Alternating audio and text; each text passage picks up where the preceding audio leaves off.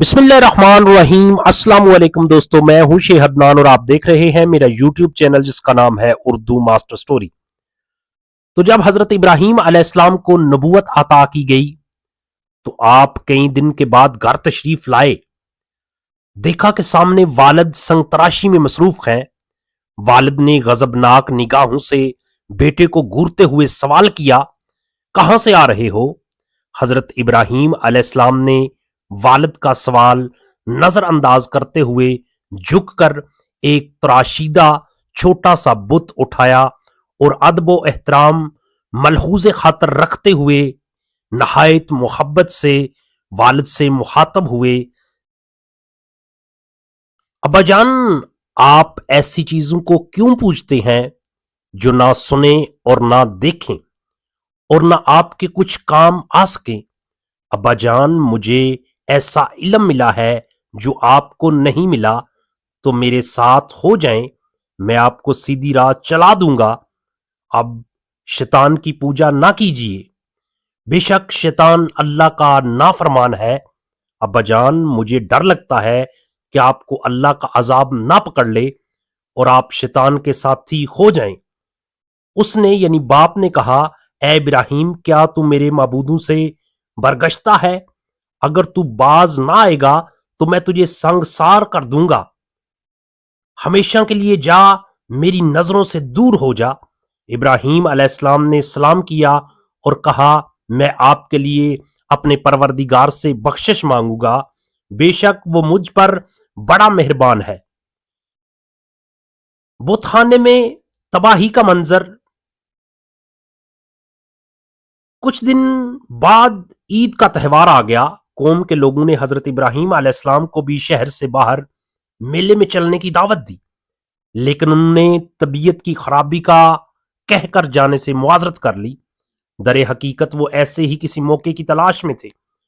چنانچہ جب پوری قوم میلے میں شرکت کے لیے چلی گئی تو حضرت ابراہیم علیہ السلام ایک کلہاڑا لے کر بت خانے میں داخل ہو گئے۔ ان میں سے اکثر ان کے باپ آزر کے ہاتھوں سے تراشے ہوئے بت تھے۔ حضرت ابراہیم علیہ السلام نے تمام بتوں کو توڑ ڈالا اور آخر میں کلاڑے کو بڑے بت کے کاندھے پر لٹکا کر اپنے گھر آ گئے۔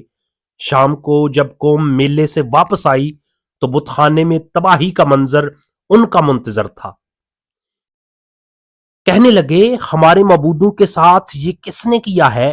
بے شک وہ تو ظالموں میں سے ہے۔ لوگوں نے کہا کہ ہم نے ایک نوجوان کو ان کا ذکر کرتے ہوئے سنا ہے، اس کا نام ابراہیم ہے۔ وہ بولے کہ اسے لوگوں کے سامنے لاؤ تاکہ وہ گواہ رہیں۔ جب ابراہیم علیہ السلام آئے تو انہوں نے کہا، کیا ہمارے معبودوں کے ساتھ یہ کام تم نے کیا ہے؟ ابراہیم علیہ السلام نے کہا کہ یہ کام اس بڑے بت نے کیا ہوگا۔ اگر یہ بولتے ہیں تو ان سے پوچھ لو۔ وہ سر نیچا کر کے بولے، تم جانتے ہو کہ یہ بول نہیں سکتے۔ لہٰذا ان لوگوں نے حضرت ابراہیم علیہ السلام کو کوئی سزا دینے کا فیصلہ کیا۔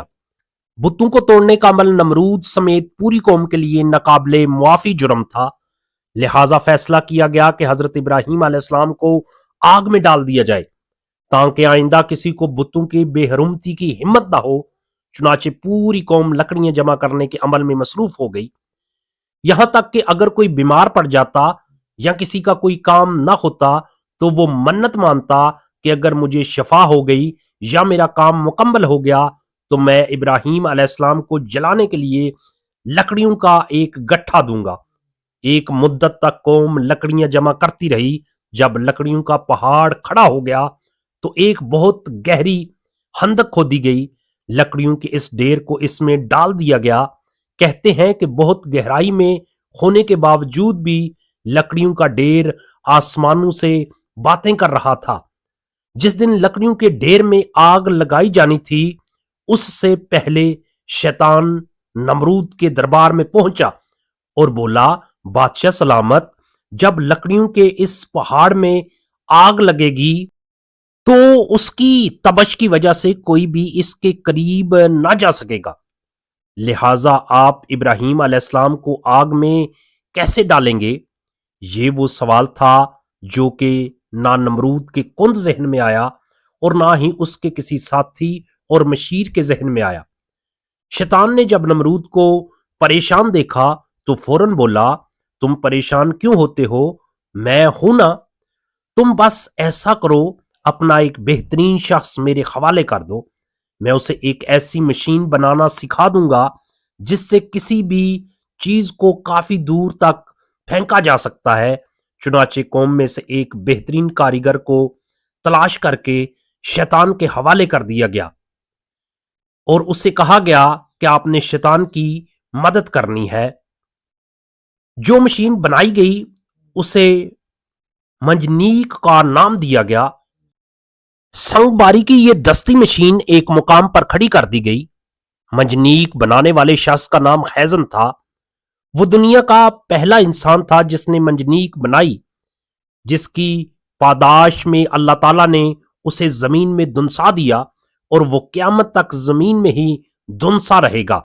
آگ کے غضبناک شعلے آسمان تک۔ تاریخی روایات میں ہے کہ شہر کے لوگ کئی ماہ تک میدان میں لکڑیاں جمع کرتے رہے۔ دراصل قوم نمرود لکڑیاں جمع کرنے کا کام اپنے باطل معبودوں کی خشنودی کے لیے کر رہی تھی، تاکہ پتھر کے وہ سب معبود خوش ہو جائیں اور حضرت ابراہیم علیہ السلام کے ہاتھوں ہونے والے نقصان کی تلافی ہو سکے۔ لکڑیاں جمع کرنے کے بعد 7 دن اور رات پوری قوم اس میں آگ لگا کر اسے بھڑکاتی رہی، یہاں تک کہ اس کے شعلے فضا میں آسمان تک اس قدر بلند ہو گئے کہ اگر کوئی پرندہ اس پر سے گزرے تو جل جائے۔ آگ اپنے غیظ و غضب کے ساتھ بھڑک رہی تھی۔ اللہ کے خلیل کو موٹی رسیوں میں جکڑ کر مجنیق کے پلڑے میں بٹھا دیا گیا۔ ابلیس کے مکروہ چہرے پر شیطانی مسکراہٹ تھی۔ وہ بیس بدل کر اس پورے عمل کی نگرانی کر رہا تھا۔ جس وقت پیغمبر خدا منجنیق کے ذریعے آگ کے اس خوفناک سمندر میں ڈالے جانے والے تھے، اس وقت ملائکہ سمیت زمین و آسمان کی سب مخلوق چیخ اٹھی کہ یا رب، تیرے خلیل پر کیا قیامت گزر رہی ہے۔ رب تعالیٰ نے فرمایا، جاؤ، اگر مدد کر سکتے ہو تو کرو۔ فرشتوں نے مدد کرنے کے لیے حضرت ابراہیم علیہ السلام سے اجازت چاہی۔ آپ نے فرمایا کہ میرے لیے اللہ کافی ہے، وہ میرا حال دیکھ رہا ہے۔ جبرائیل علیہ السلام نے غرض کی، آپ کو مجھ سے کسی قسم کی مدد کی حاجت ہے تو حکم کریں، میں حاضر ہوں۔ فرمایا، حاجت تو ہے مگر آپ کی طرف سے نہیں بلکہ اپنے رب کی طرف سے۔ جب مشرکین حضرت ابراہیم علیہ السلام کو منجنیق میں بٹھانے لگے تو اس وقت حضرت ابراہیم علیہ السلام اس دعا کو ورد زبان بنائے ہوئے تھے، لا الہ الا انتا سبحانکا رب العالمین۔ حضرت امام بخاری نے حضرت ابن عباس سے روایت کی ہے کہ جب حضرت ابراہیم علیہ السلام کو آگ میں پھینکا گیا تو انہوں نے کہا، جس کا ترجمہ یہ ہے، ہمیں اللہ ہی کافی ہے اور وہ بہترین کارساز ہے۔ حضرت ابو ہریرہ سے مروی ہے کہ رسول اللہ صلی اللہ علیہ وآلہ وسلم نے فرمایا، جب حضرت ابراہیم علیہ السلام کو آگ میں ڈالا گیا تو انہوں نے کہا، اے میرے اللہ، تو آسمان میں تنہا ہے اور زمین میں میں تیری عبادت کرنے والا تنہا ہوں۔ جب آتش نمرود گل و گلزار ہو گئی، ارشاد باری تعالیٰ ہے، اور ہم نے حکم دیا، اے آگ ٹھنڈی پڑ جا اور ابراہیم کے لیے سلامتی والی بن جا۔ علماء فرماتے ہیں کہ اگر اللہ تعالیٰ ٹھنڈی کے ساتھ سلامتی والی نہ کہتا تو اس آگ کی ٹھنڈک حضرت ابراہیم علیہ السلام کے لیے ناقابل برداشت ہو جاتی۔ بہرحال یہ ایک بہت بڑا معجزہ ہے جو آسمان سے باتیں کرتی ہوئی، دیکھتی ہوئی، بھڑکتی ہوئی آگ کے گل و گلزار بن جانے کی صورت میں حضرت ابراہیم علیہ السلام کے ساتھ اللہ کی مشیت سے ظاہر ہوا، اور اس طرح اللہ نے اپنے نبی کو مشرکین کی شیطانی سازشوں سے محفوظ فرما لیا۔ علامہ ابن کثیر فرماتے ہیں کہ ابن عباس اور سعید بن مسیب سے مروی ہے کہ جس وقت حضرت ابراہیم علیہ السلام کو آگ کے سپرد کیا جا رہا تھا، اس وقت بارش برسانے والا فرشتہ سخت اضطراب اور پریشانی کے عالم میں کہہ رہا تھا کہ کب مجھے حکم ملے کہ میں موسلادھار بارش برساؤں، لیکن اللہ کا حکم اس کی سوچ سے بھی زیادہ برق رفتار تھا और अल्लाह ताला ने खुद ही आग को हुक्म फरमा दिया। इन नाजुक लम्हात में हजरत जिब्राईल अलैहिस्सलाम उनके साथ थे और आपकी जबीन अतहर से पसीना पहुंच रहे थे। उस पसीने के अलावा कोई और तकलीफ आपको नहीं पहुंची। हजरत काब बिन अहबार बयान फरमाते हैं कि जिस रोज हजरत इब्राहीम अलैहिस्सलाम को आतिश नमरूद के सुपुर्द किया गया, उस रोज आग से तबशो गरमाइश खत्म कर दी गई, जिसकी बना पर लोगों के चूल्हे गर्म हो सके और ना ही आग से कोई काम लिया जा सका। हजरत काब ने मजीद फरमाया कि उस रोज आग ने हजरत इब्राहीम अलैहिस्सलाम से बंधी हुई रस्सी के अलावा कुछ ना जलाया।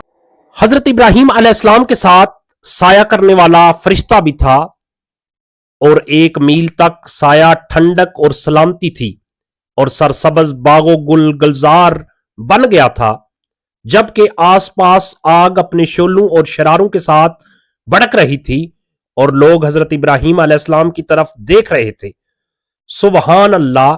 हजरत अबू हुरैरा से रिवायत है कि हजरत इब्राहीम अलैहिस्सलाम के वालिद के कहे हुए कलमात में से सबसे अच्छे कलमात वो है जो आजर ने अपने बेटे को आग के अंदर इस हालत में देखते वक्त किए, जिनका तर्जुमा ये है, ऐ इब्राहीम, तेरा परवरदिगार बेहतरीन परवरदिगार है।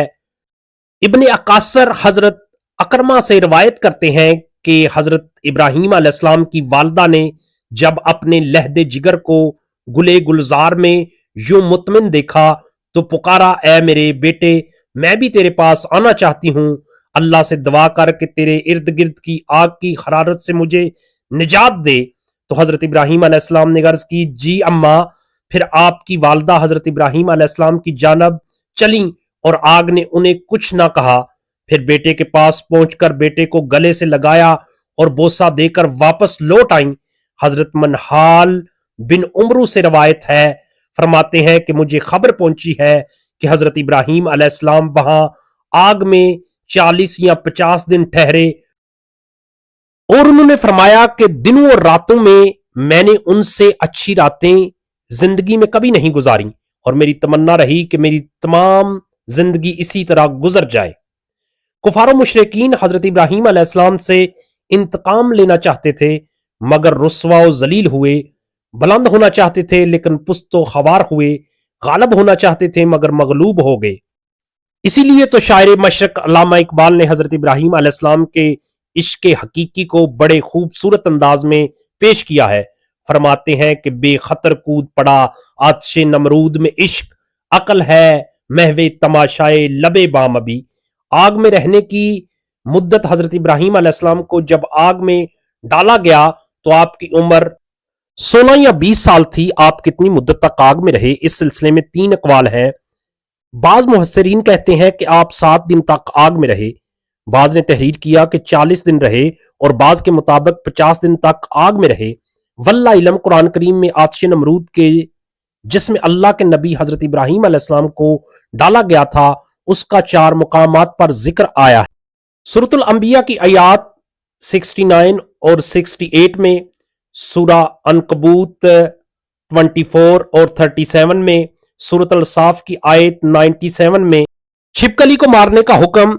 हजरत फकाहा बिन मुगीरा की आजाद करदा लोंडी साहिबा से रवायत है कि हजरत आयशा सदीका के पास एक नेजा हुआ करता था। मैंने उनसे पूछा कि आप इससे क्या काम लेती हैं, तो फरमाया कि हम इससे छिपकलियां मारते हैं, क्योंकि हमें अल्लाह के नबी ने बताया कि जब हजरत इब्राहीम अलैहिस्सलाम को आग में डाला गया तो जमीन के सब जानवर आग बुझाने में मसरूफ थे सिवाय छिपकली के। वो आग तेज करने के लिए फूंके मारती थी। चुनाचे रसूल अल्लाह सल्लल्लाहु अलैहि वसल्लम ने इसे मारने का हुक्म दिया है। ईमानो यकीन की कामल तस्वीर नौजवान इब्राहीम अलैहिस्सलाम का अपने अल्लाह पर कामल यकीनो ईमान था कि सिर्फ एक अकेला शख्स बातल की तागूती कुफ्तों के मुकाबल इस्तिकामत का पहाड़ बनकर खड़ा हो गया और जब कौमे नमरूद ने आग के भटकते हुए समंदर में फेंका तो लबों पर था कि अल्लाह बहुत बड़ा है।